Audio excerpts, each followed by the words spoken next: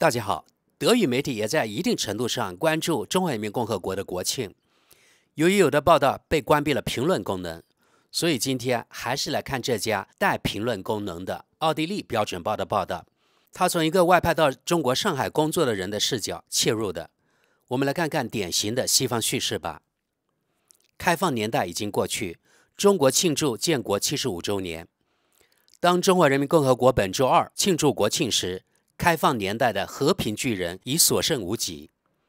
2011年，我搬到上海，最初几个月，我几乎每天都泡在一家名为 YY 的酒吧里，墙上挂着毛泽东的画像和中国近代史上其他半讽刺性的宣传画，大多是工人和士兵举着红旗，同时这里还散发着上世纪20-30年代老上海的气息。那时的上海因妓院、鸦片馆和放纵而臭名昭著。从宽大的玻璃窗向下望去，南昌路的梧桐树郁郁葱葱。这是一条被人遗忘的小街，位于原法租界。在闷热的夏季，这里是最美的，树顶厚厚的，空气浓得可以割裂。南昌路外面的生活从未停止过，总有人在某个地方喝着面汤，或者买一包双喜香烟。全城的人不分昼夜地涌入 YY 酒吧。上海知识分子、德国商人、俄罗斯艺术家和来自世界各地的财富追逐者。2011年的 YY 就像中国本身一样，让人确信自己身处一个世界比其他任何地方都旋转得更快的地方。屋内，老板肯尼龟缩在桌子之间，与客人进行简短的交谈。肯尼冬天穿着黑色高领毛衣，夏天白色帽子。他讲述了1949年全家逃难到香港和1989年天安门示威被镇压的经历，并在上世纪90年代乐观主义精神的鼓舞下回到上海，开启了阴阳。肯尼的故事让我们感到，我们是中国改革开放这一历史进程的一部分，但我们当时并没有意识到，就在这个时候，中国改革开放的顶峰已经过去，全球化的梦想已经破灭。75年前的1949年，毛泽东在一场血腥的内战之后建立了中华人民共和国。20世纪80年代初，邓小平改革开放，中国发展成为世界第2大经济体。2008年，北京举办了奥运会，2年后，上海举办了世博会。2010年代前后，世界对中国充满热情，中产阶级正在崛起。这不仅是西方公司的希望所在，因为它代表着新消费者的巨大潜力，也是政治家和社会学家们的希望所在。个人的经济自由和繁荣必然导致社会解放，而对于自由、自信的主体来说，民主参与与他们自己的国家是必要的，理论上是这样。今天，在中华人民共和国75周年华诞之际，全球化的梦想已经破灭，集团之间变成了激烈的经济竞争。在中国的外国记者人数急剧下降，严厉的反新冠措施吓跑了商人，把他们赶出了国门。新闻审查和宣传力度加大。配图说明：大型演出，步调划一。周一，中国国家领导人在北京天安门广场庆祝烈士纪念日。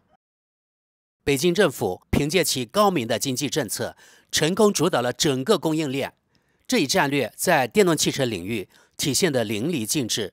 从非洲和拉丁美洲的原材料开采，到中国的电池加工和电动汽车补贴，整个价值链都牢牢掌握在中国手中。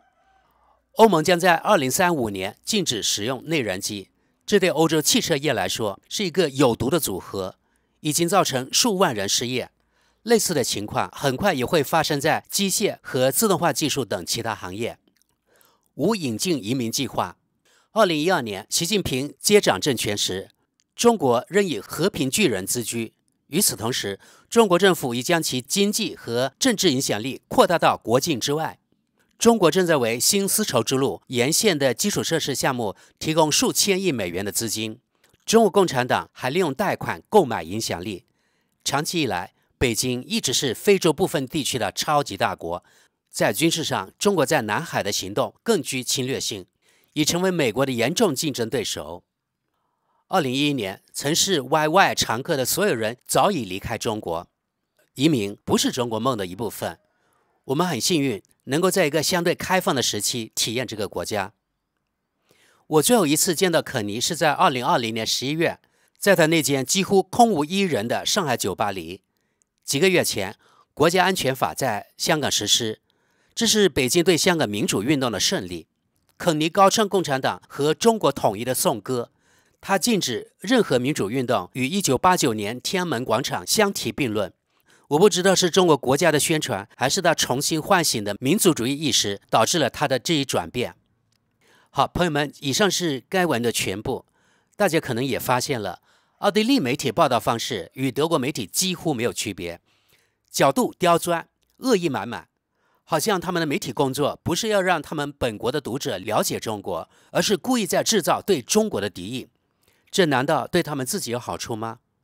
那么接下来我们看看读者们的看法吧。第一条评论：到中国建国100周年时，它将成为世界第1强国。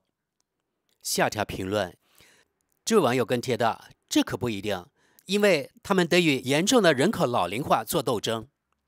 我们继续往下，美国也一样，谁也不关心欧洲。印度将成为世界第1强国。我们看下条评论吧。美国正在源源不断地涌入相对年轻的移民。另外，美国的出生率为 1.6， 高于中国的 1.1。中国人口的平均年龄已经略高于美国，为39岁，而美国为38岁。据预测，到2100年，中国人口将减少一半。此外，也没有大规模移民的迹象。我们继续往下看。从香港回归到最迟2008年奥运会，你其实可以知道中国的走向，批评的声音已经够多了，但与中国做生意还是更重要。现在我们遇到麻烦了吧？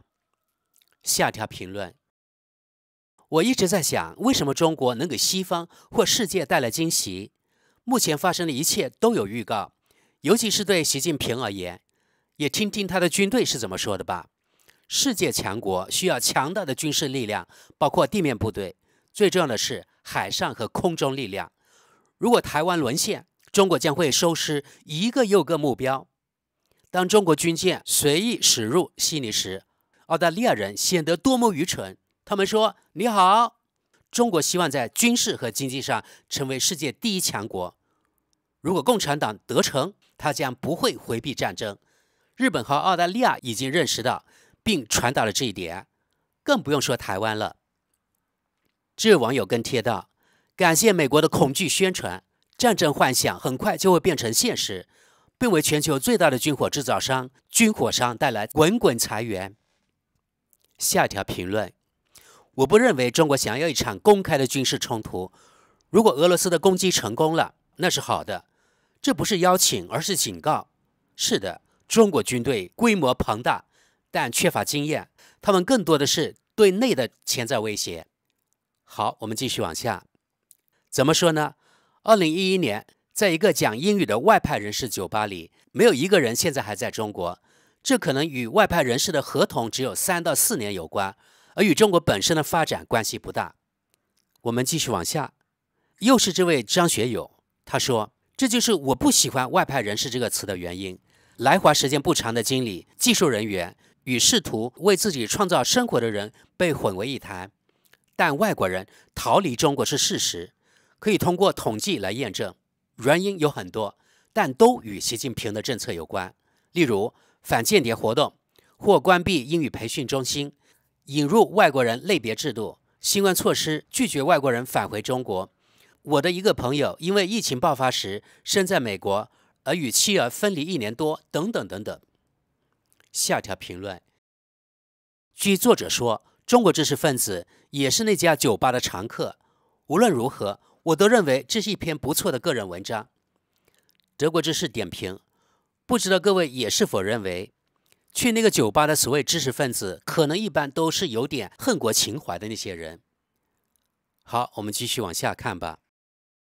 在中国，人们更少怀旧，人们追求现代和进步，较少回顾过去，这就是人们日常生活的心态特点。即使老 YY 酒吧仍然存在，每位客人也会带来完全不同的感受。有一句话您应该知道：铁打的营盘流水的兵。下条评论：局外人的观点一，作为局外人，与奥运会和世博会时代的中国最大的不同是，中国不再希望被世界喜欢。那时，中国仍然渴望得到关注和认可，他想成为世界上的某个人。中国希望在经济和流行文化方面与日本和南朝鲜一样强大。为了实现这一目标，孔子学院在世界各地如雨后春笋般的建立起来，以利用一点软实力。与此同时，中国的社会和政治生活又回到了内向型的常态。我们继续往下看局外人的观点二：对内是压抑的墨守成规，每个人都背负着习近平思想的空洞口号。香港、维吾尔人和其他少数民族越来越多被压制，清真寺被迫在顶上修建汉式塔楼，经济运行尚可，但人们始终对深渊生存恐惧。所有的外部魅力都已褪去，中国成功了，但不被人喜欢，几乎没有人再愿意去孔子学院学习中文。中国在世界上有趣的流行文化输出几乎为零，真是令人遗憾。在习近平之前，人们仍然希望事情会有截然不同的发展。德国知识点评：是西方发起的与中国的各类战，比如经济战、科技战、舆论战等等，与中国脱钩。中国是被迫应对啊。比如西方国家就纷纷要求中国关闭孔子学院，称其为共产党在西方搞渗透。比如在德国、瑞典等等国家，孔子学院就被迫关闭啊。你看这个人，他倒打一耙。好，我们继续往下。中国的钱从哪里来？现在的钱又从哪里来？这些钱被用来支付繁荣、军备和扩张。下一条评论。朋友们，从评论看，这位读者难道是中国人？他说，从拼多多海外版、比亚迪等公司那里，就是说从我们这里，因为这里的一切都太便宜了，工资低，社保缴费低，纳税也低，真正的代价只有在第二眼看到时才会显现出来，而大多数人都不会花时间去看，因为他们太贪婪了。我们继续往下。中国是一颗定时炸弹，对我们的威胁可能比俄罗斯还要大。不过没关系了，最重要的是中国廉价的电动汽车。好，我们往下看。廉价的电动汽车，基本上所有的东西都是中国生产的。我们继续往下。在价值链中，是中国充当外国的延伸工作台，还是直接从像比亚迪这样的中国公司购买？这两者有很大的不同，很少有人关心这个。下条评论。作为一个从2012年到2017年去过中国出差10几次，2023年再去过一次的人，我可以100%确认文中的内容。10年间，中国的变化是如此明显，如果不是亲眼所见，你根本无法想象。这让我感到伤感，因为前工业时代中国的最后一点残余似乎也在这段时间里消失了。然而，关于外国人赴华的说法并不正确。今天在中国生活比过去容易得多，例如现在考取驾照相对容易。我们继续往下。中国在发动战争，虽然很微妙，但这就是战争，而我们只是在观望，任由中国收买全世界。